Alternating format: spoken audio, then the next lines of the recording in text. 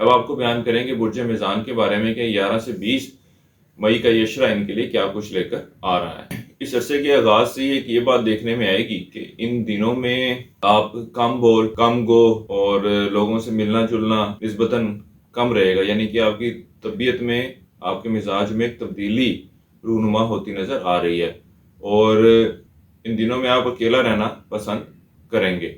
ملازمت پیشہ افراد کے لیے یہ وقت کچھ کٹھن ثابت ہوگا۔ اس کے علاوہ وہ لوگ جو روزگار کی تلاش میں ہیں، ان کو بھی کچھ مشکلات کا سامنا رہے گا۔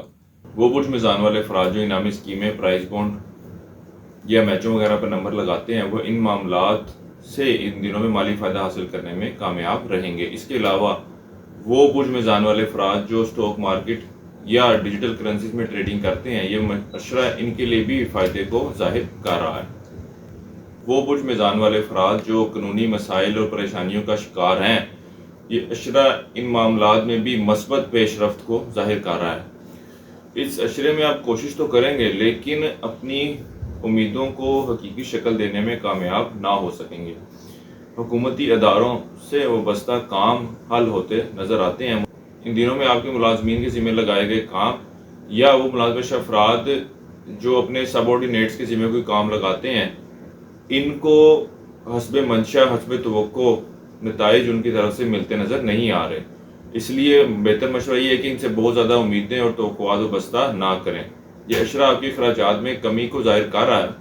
ان دنوں میں آپ کو اپنے دشمنوں کی طرف سے محتاط رہنے کی ضرورت ہے، کیونکہ یہ آپ کو نقصان پہنچانے کی بھرپور کوشش کریں گے۔ ان دنوں میں آپ کا رجحان مذہبی کاموں کی طرف خاصا بڑھتا نظر آ رہا ہے۔ صدقہ خیرات بھی کریں گے اور مذہبی مقامات کی زیارتوں کے لیے بھی جانا ہوگا۔ اندرون سفر سے گریز کریں۔ بہن بھائیوں کے ساتھ معاملات میں کچھ ناخوشگوار تبدیلی رونما ہوتی نظر آ رہی ہے۔ بھرپور کوشش کرتے ہیں کہ بہتر طریقے سے اور ڈیٹیل طریقے سے آپ کو عشرے کے حالات کے بارے میں بیان کیا جائے، تو اپنی رائے کا اظہار جو ہے کمنٹ میں ضرور کیا کریں۔ اس عرصے کے لیے ایک وظیفہ آپ کو بتا رہا ہوں، یا اللہ یا باسطو۔